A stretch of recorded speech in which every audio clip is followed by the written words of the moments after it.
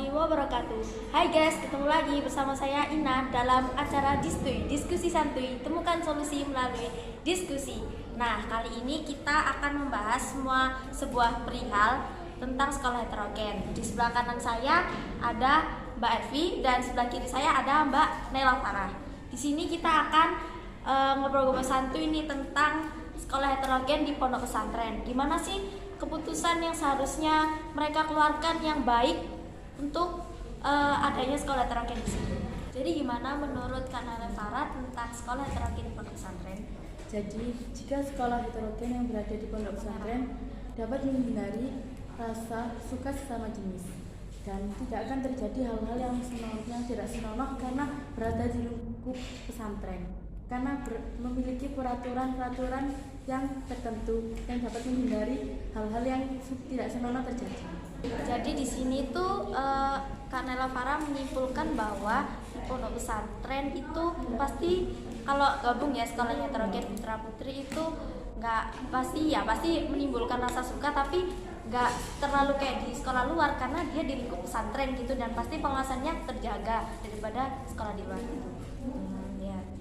Jadi gimana menurut Kak Evi? Belum tentu, karena di pondok pesantren itu kan santrinya banyak dan pengawasannya kurang. Nggak mungkin kamu satu-satunya di pondok pesantren itu mengawasi satu anak. Sebaik-baiknya orang pasti dia akan melanggar peraturan yang ada di pondok itu, atau yang disebut biasanya itu pacaran. Jadi kesimpulannya, walaupun ada pengawasan ketat di pondok pesantren, tapi nggak mungkin pasti pengawasnya ngawasin satu-satu gitu ya, dan itu pun tergantung dari diri santrinya masing-masing. Dia percaya sama peraturan IP ini apa, menyalahgunakan apa, menyepelekan aja gitu ya. Berarti tergantung dari diri santrinya sendiri. Oh iya. Jadi menurut pendapatnya Kak Nela Farah? Jadi gini, kembali ke awal, tergantung dari masing-masing diri santri. Tidak semua santri pasti mengikutinya dan tidak semua santri pasti melanggarnya. Dan itu mungkin sisi negatifnya dari sekolah heterogen. Dari sekolah heterogen yang diterapkan di pondok pesantren pasti juga ada sisi positifnya, yaitu dapat saling melengkapi, dan pasti dalam acara-acara besar seperti itu tidak mungkin putri bisa melakukannya semua dan putra bisa melakukannya semua. Jadi mereka bisa saling melengkapi, seperti contohnya misalnya dalam hal angkat-angkat barang. Itu biasanya dilakukan oleh putra. Oh, jadi kesimpulannya intinya mereka tuh kalau misalkan adanya sekolah heterogen atau adanya interaksi lebih dari mereka tuh bisa saling melengkapi gitu. Saling melengkapi dalam hal misalkan si perempuan ini nggak bisa apa-apa dilakuin sama yang si B gitu. Oh iya, berarti saling melengkapi lah intinya ya. Gimana menurut Kak Evi? Kalau menurut saya sih, saya itu sebenarnya dari awal ya, mereka kan saling melengkapi. Ya benar, mereka saling melengkapi. Tapi kalau mereka jadikan satu, mereka paling mikirnya kayak nggak fokus sama belajarnya. Jadi mereka tuh fokusnya sama kayak bermainnya, suka sama cowoknya gitu. Berarti intinya mereka tuh kayak apa ya, nggak fokusi aja gitu ya. Misalnya apalagi kalau sekelas ya kan, namanya juga sekolah heterogen ya, sekelas, dan pastinya kalau sekelas mereka nggak fokus apalagi sama pelajaran, dan mungkin tuh mereka kalau ngeladenin gurunya ya, mungkin kan kalau misalkan apalagi sekelas saling bicara gitu malah kelihatannya ustadznya udah nggak kayak diperhatiin segala macam, jadi kayak bener-bener gak efektif banget kan ya kalau misalkan sekolah heterogen tuh diterapkan di pondok pesantren. Jadi gimana menurut pendapatnya Kak Nela Farah? Ya tergantung dengan masing-masing diri sendiri, dan dalam satu kelas itu tidak langsung campur gitu, jadi ada aturannya. Mungkin di lingkup kanan daerah putri, di kiri daerah putra, dan mereka itu mungkin berinteraksinya itu dalam hal-hal yang penting-penting saja, karena dalam pondok pesantren tetap masih ada aturannya saat mereka berinteraksi. Berarti intinya kalau misalkan kepengen menerapkan sekolah heterogen harusnya diketatkan dalam peraturan itu apa, tempat duduknya adalah duduknya gitu ya, apalagi kalau sekelas ya, lingkup kanan laki, lingkup kiri perempuan gitu, biar dan mereka pasti interaksinya penting aja gitu, soalnya mereka santri mau ngomongin apa lagi, cuma kan mereka di pondok belajar tentang agama gitu. Jadi gimana menurut Kak Evi tentang pendapatnya? Kalau saya sih ya nggak apa-apa sih ya, itu di sebelah kiri itu perempuan, sebelah kanan itu laki-laki. Tapi kadang-kadang itu kan ada sih itu santri yang melakukan pelanggaran, kayak surat-suratan waktu pelajaran, nggak fokus sama sadaya waktu nerangin. Apalagi kalau jam kos, kadang-kadang kan ya bisa aja mereka melakukan hal sesuatu, soalnya nggak ada pengawasan dari sadaya. Oh, jadi intinya walaupun mereka membuat peraturan di dalam kelas itu, tapi kan mereka dari satu ruangan ya, nggak mungkin nggak melanggar gitu kan. Pasti ada hal-hal yang mungkin, dan apalagi santri zaman sekarang kan modern, bisa apa-apa 1000 alasan masih bisa mereka keluarkan gitu. Jadi gimana menurut pendapatnya Nurara? Jadi seperti itu.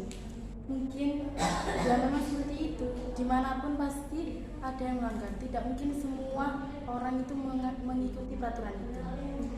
Dan kalau jam kos kan pasti ada peserta yang menjaga kelas itu. Pasti ada gilirannya dan tidak akan dibiarkan sendirian dalam kelas itu tanpa pengawas. Dan tapi kalau misalkan emang ya pengawasannya tuh guru, pasti ada pengawasan, nggak mungkin langsung dibiarkan kosong nggak ada penjaganya. Itu kalau efektif gurunya jaga, kalau enggak Ya kalau bisa dimaksimalkan gitu dalam. berarti juga tergantung dari dirinya yang jaga ya, mereka peduli apa enggak sama santrinya, mau dijagain apa enggak gitu kan. Ya tapi kebanyakan kan guru pasti memikirkan santrinya gimana. Oh iya, kebanyakan positifnya karena anaknya ya kan, Kayak dianggap anak sendiri. ya. Kesimpulannya ya, walaupun apapun itu pasti pondok pesantren lingkup yang memang benar-benar terjaga banget adabnya, apalagi ya akhlaknya, daripada yang di luar. Tapi santri zaman sekarang emang aneh-aneh dan model-modelan apapun pasti mereka keluarkan gitu kan. Ya. Jadi dari pendapat ini gimana pendapat menurut Kak Evi? Ya kalau ada guru yang jaga, kalau nggak ada guru yang jaga gimana? Kan sama aja mereka bisa lakukan hal-hal yang terlarang gitu. Berarti andai kata kalau misalkan emang ya kalau ada jatah guru yang jaga kelas itu ya, kalau nggak ada kan ya percuma, ngapain gitu loh. Apalagi kan mereka nggak ada yang nggak ngasih, pasti dirinya bilang kayak gini aja deh, udah ayo lakuin gitu. Apalagi saya terokin ya putra putris itu udah pikirannya mereka, apalagi santri sekarang ya Allah udah. Dan ini gimana menurut pendapatnya Kak Nela Farah?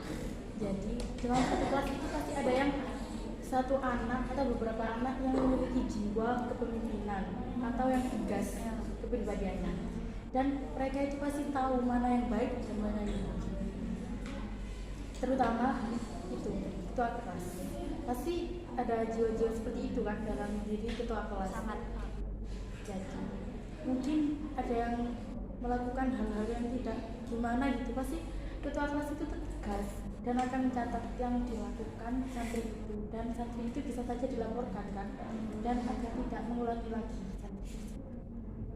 Oh, berarti pada dasarnya kita nggak cuman ngandalin sada atau guru yang ada di sekolah itu, pasti kan di per kelas ada ketua kelas, dan ketua kelas tuh pasti dikasih amanah gitu ya, amanah untuk jaga ini, jangan itu. Kalau ada yang ini lakuin, apa tegur, nasihatin gitu kan ya. Berarti pada dasarnya emang dari diri santrinya sendiri kan ya, kalau misalkan perihal kayak gitu. Jadi gimana menurut Kak Bener sih ya, dalam kelas itu ada seorang pemimpin kayak ketua kelas itu. Tapi kan kebanyakan santri sekarang kan pasti bilang gini, ngapain sih kamu ngurusi hidupku, kan dia guru aku, ngapain kamu ngurusi gitu kan. Oh, jadi mungkin dari segi dari intinya dari awal lah pasti mereka kembali dari diri mereka sendiri ya, mau dengerin apa enggak. Dan dari kesimpulan kamu tadi itu menyimpulkan bahwa kan hidupku ngapain kamu ngurusin, kan yang jalanin aku, yang kena aku, kenapa kamu yang ngurusin, kan yaudah hidup kamu baik apa enggak yaudah gitu kan. Ya, jadi gimana menurut Kak Farah? Jadi ya, pondok pesantren itu berbeda dari luar. Walaupun mungkin ada yang sudah tidak peduli dengan itu, pasti ada yang peduli. Apalagi pondok pesantren yang besar, seperti pondok pesantren Bait Alimah yang dijaga oleh pengayaan. Sekecil-kecil apapun kesalahan santri yang sangat tertata rapi tertutupnya pasti akan ketahuan, karena tidak sembarang tempat gitu, karena pondok pesantren itu pondok yang sangat dijaga. apalagi pondok besar seperti pondok pesantren Bait Al-Hikmah yang dijaga ketat oleh pemerintah. Berarti pada kesimpulan terakhir nih, di pondok pesantren itu pasti ada yang jaga, dan pasti sebesar-besar apapun kesalahan santri pasti mereka akan tertutup apa mereka kesalahan mereka, dan itu pasti ya namanya juga pondok pesantren ya, lingkup terjaga, lingkup yang bakal aman, jaga santrinya menjadi baik lebih ke depannya. Oke, dari hal ini kita punya pembicaraan tentang sekolah heterogen cukup sampai di sini. Terima kasih sudah mendengarkan, dan terima kasih atas kedatangannya Kak Elvi dan Kak Nala Farah atas pilihan dan untuk menyimpulkan pendapat. Terima kasih telah menonton acara Distui kami. Maaf apabila ada salah kata. Terima kasih. Wassalamualaikum warahmatullahi wabarakatuh. Terima kasih.